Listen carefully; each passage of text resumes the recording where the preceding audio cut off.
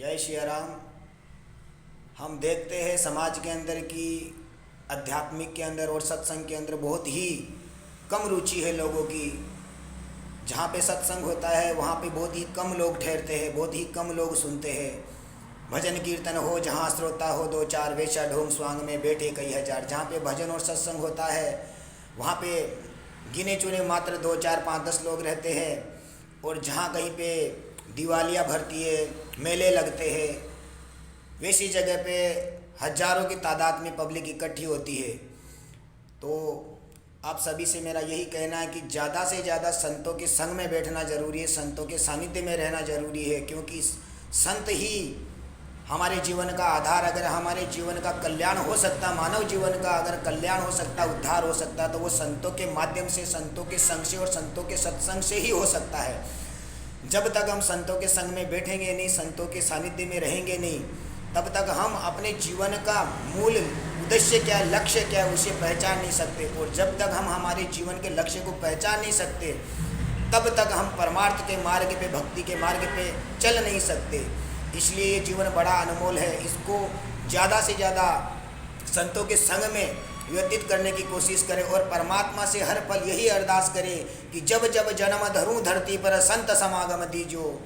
गुरु जी मेरी इतनी अरज सुन लीजिए कि हे परमपिता परमेश्वर, हे गुरुदेव पिता, जब जब इस संसार के अंदर में किसी भी योनि के अंदर जन्म धारण करके, देह धारण करके आऊँ, मेरा किसी भी योनि में जन्म हो, मगर मुझे संतों का ही सानिध्य प्राप्त हो। क्योंकि संत ही वो एक जरिया है, वो माध्यम है जो हमको परमात्मा तक पहुंचा सकते हैं और हमारे निज स्वरूप का हमको अनुभव करा सकते हैं। कहते हैं संत परम हितकारी जगत माही, संत परम हितकारी। इस संसार के अंदर कोई परम हितकारी है, कोई कल्याणकारी है, तो वो है सिर्फ संत, जो जीवों के कल्याण के लिए अपने पूरे जीवन को न्यौछावर कर देते हैं।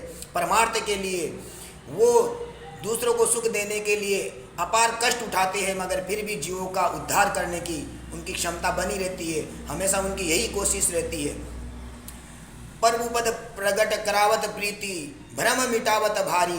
अगर परमात्मा के हरि के चरणों तक अगर हमको कोई प्रीत लगाता है, कोई प्रेम लगाता है, लगन लगाता है प्रभु भक्ति में, तो वो है संत।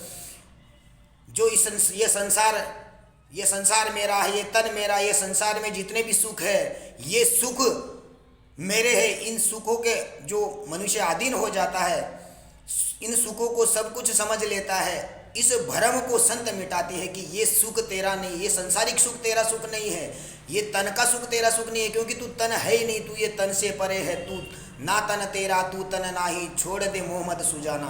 तू इससे परे है। ये संसार सौपन की माया है। जैसे रात को हम सपना देखते हैं, सुबह खुलती जगह की जगह पे रहते हैं, वैसे है ये संसारिक सुख कुछ समय के लिए है, मगर जो आत्मिक सुख है वो सदा आनंदित है, सदा के लिए, हमेशा के लिए। इसलिए ज़्यादा से ज़्यादा हमको संतों का संग करना चाहिए। जय श्री राम।